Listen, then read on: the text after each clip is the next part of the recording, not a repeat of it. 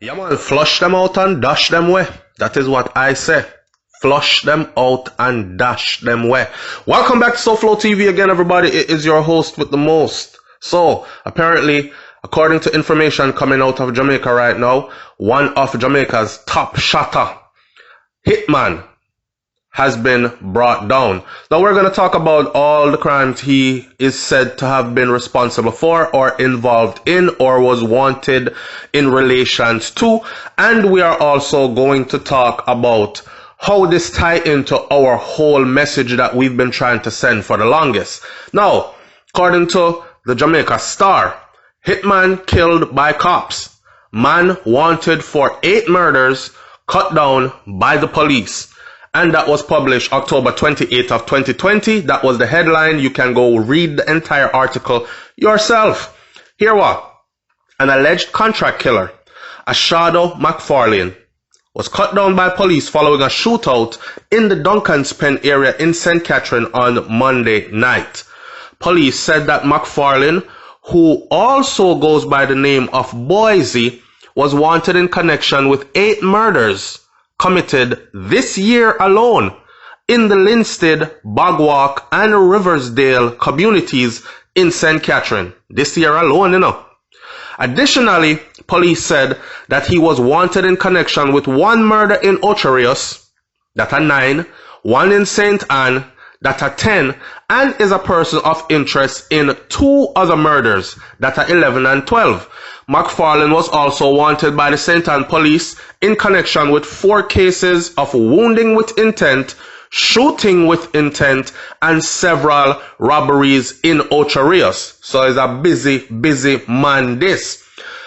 I will go as far as to say this. It's not all the time I say, you know how people say, if you know gosso, it close to gosso, or your name can't call so much pan 11 murders and you are not involved somewhere along the line. Something in a something. You know when we said that? In this particular case right here, this is what it is proving to be. Cops said that they relied on a combination of intelligence and technology to carry out Monday night's operations. So they've been spying and looking and doing their work. Now, according to the lawmen, the operation was carried out in relation to the kidnapping and suspected murder of a 29-year-old restaurant supervisor named Kenroy McPherson. The Cooperation Communications Unit of the police force said that during the operation, a team from the Counter-Terrorism and Organized Crime Branch moved in to intercept a white Toyota Fielder in which 3 men were traveling. Listen, this is how it happened.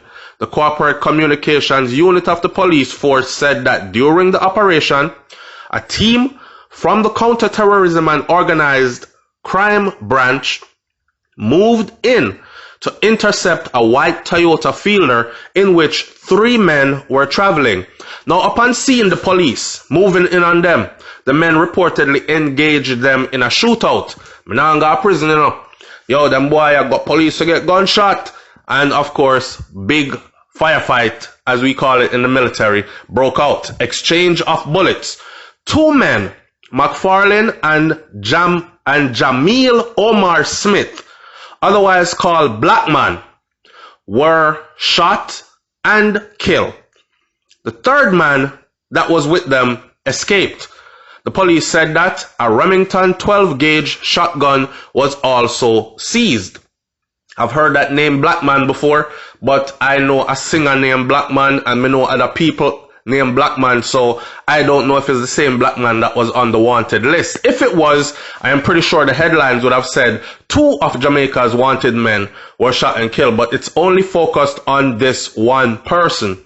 Now, these are the murders that McFarlane was linked to. You might remember some of these. McFarlane was linked to 1, the murder of Millicent Fisher Gunn in Linstead, St. Catherine. 2, he was linked to the murder of David Drummond in Palm District, Treadway, Linstead, St. Catherine. 3, he was linked to the murder of Clifton Green at Watercourse District in Riversdale, St. Catherine. 4, he was linked to the murder of Steve Brown at Orangefield District in Linstead, St. Catherine. 5, he was linked to the murder of Ronaldo Williams at Orangefield District, Linstead, St. Catherine. 6, he was linked to the murder of Yashawn Isaacs at Swamp Lane, Big Walk, St. Catherine. 7, he was linked to Roshane Chambers at Venetia Lane, Bog Walk, St. Catherine. 8, he was linked to the murder of Dalvin Starkey Alexander at Apple Avenue, Mansfield Heights, Ocharius, St. Catherine.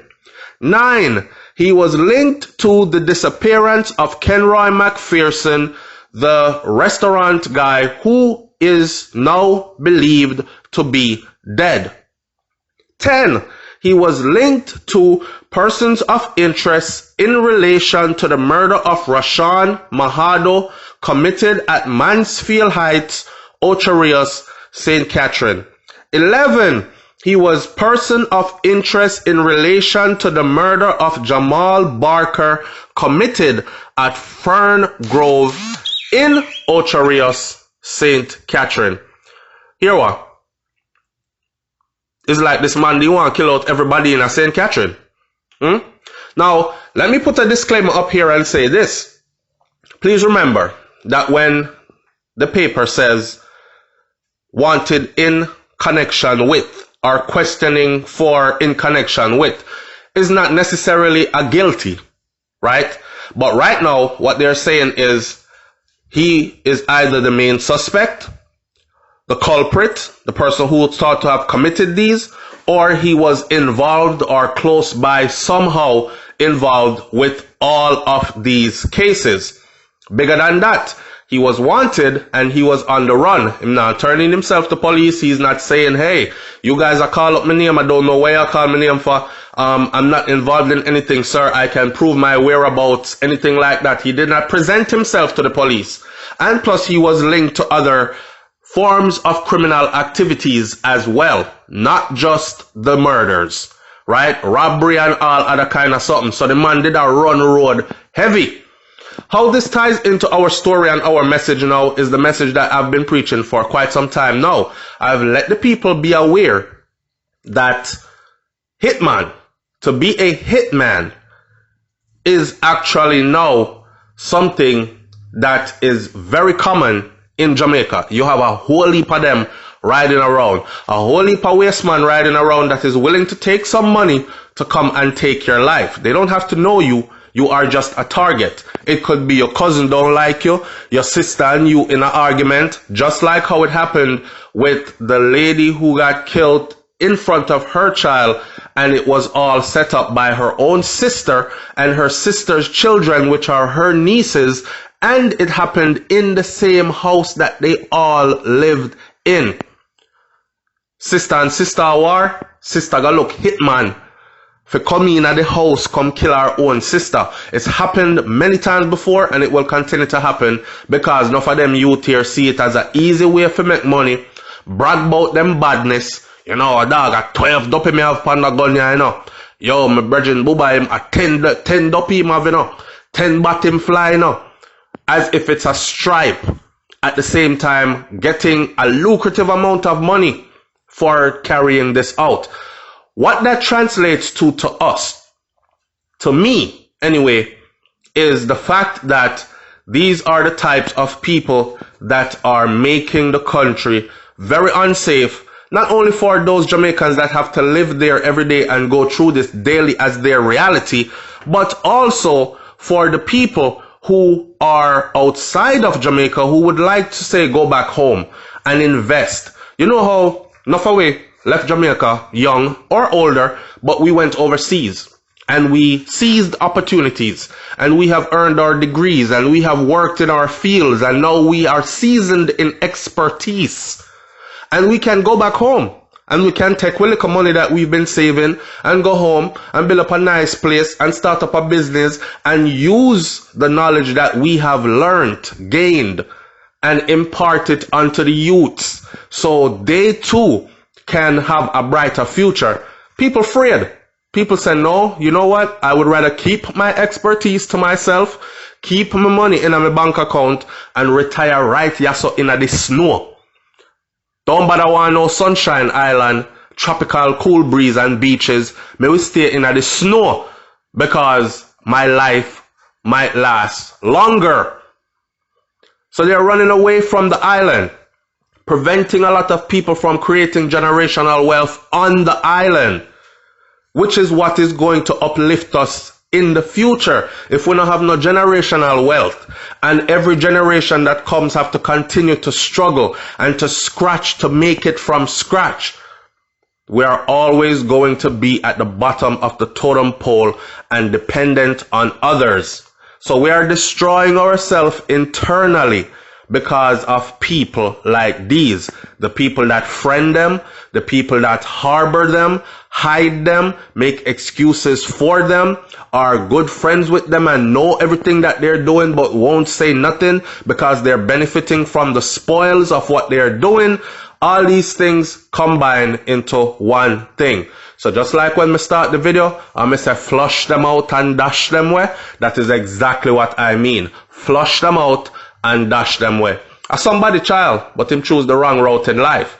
And I am an Old Testament kind of person. So I firmly believe in karma, and I firmly believe in an eye for an eye, a life for a life. And since you have taken lives, then it is only right that the universe blesses you with your life being taken as well. Leave your comments in the comment section below. People, tell me what you think about this one. And if you know anything more about the case that you would like me to talk about, or this individual, or any of these cases, talk up. Why on the thing police pin something upon him and is not really him? You think they're framing him up? Or is he someone who is known all about the place to be a real bad man, hot stepper killer? Talk up. I don't know him, so I'm not saying that he is or he isn't. Me just give you the news. I'm out. Peace.